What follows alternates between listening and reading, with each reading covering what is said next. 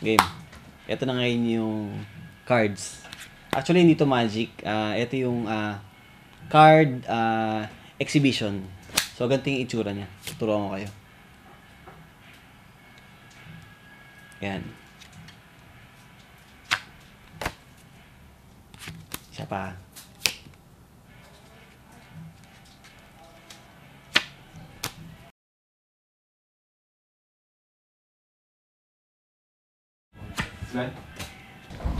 Ayan, okay. So, dyan sa bahay, kopyahin nyo na lang kung paano. Kasi, hindi ko malaman kung tawag sa mga daliri ko na yan. Basta ganito yan Kakat mo muna yung card sa gitna. Yan yung number 1. Tapos, etong deck na to, etong part na to, kailangan magpalit silang dalawa. So, ganito yung itsura. Isa-isayin mo siya. 1, to.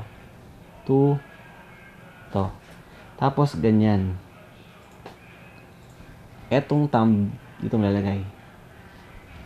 Okay? So, ito na ngayon yung part na mahirap. Kasi ibubukan mo yung palad mo eh. So, binukan mo yung palad mo, kailangan may pasok mo to isa. Okay? So, may part na siya ngayon. Tapos, ito ngayong point finger, yung hintuturo, ilalabas mo tong card na to, pamamagitan yan. Yan. Kailangan ganyan yung itsura. Para kami baril. Okay?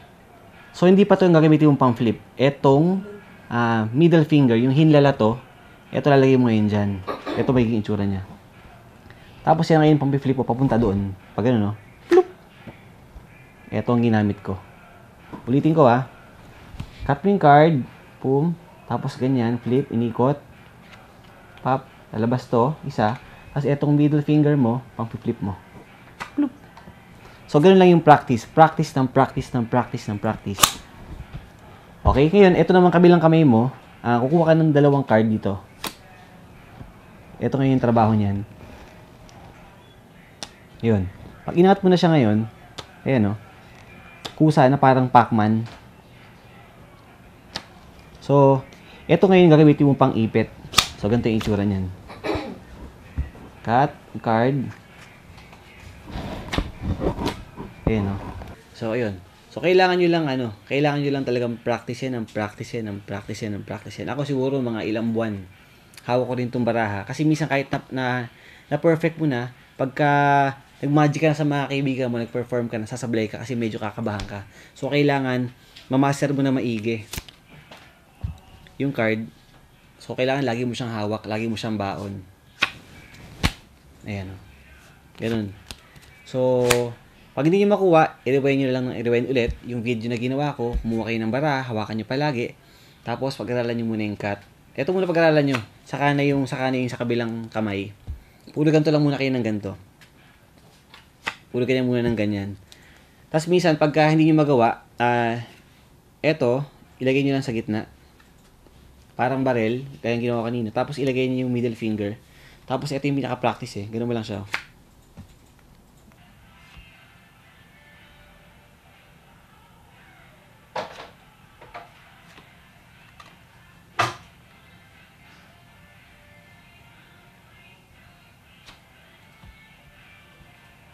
So, kailangan, lalagay mo sa gitna, then, flip.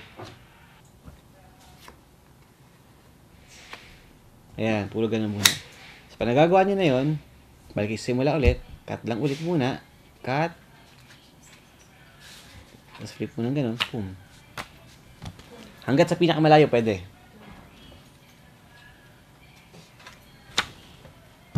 Isa pa, last one.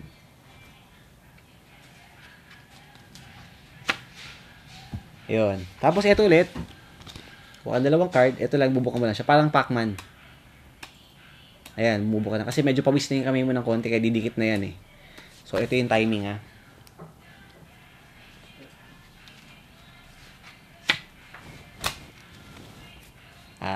ayan. Ayun lang. Sana may natunan kayo. Bukas ulit, gagawa tayo ng panibago magic. Kaya abangan nyo po yan. Sana po i-subscribe nyo po yung Yexel channel. Ito, pinutin nyo sa ilalim mo. Yexel channel. Okay? Subscribe. Andiyan po yung okay lang yan. At saka yung smile.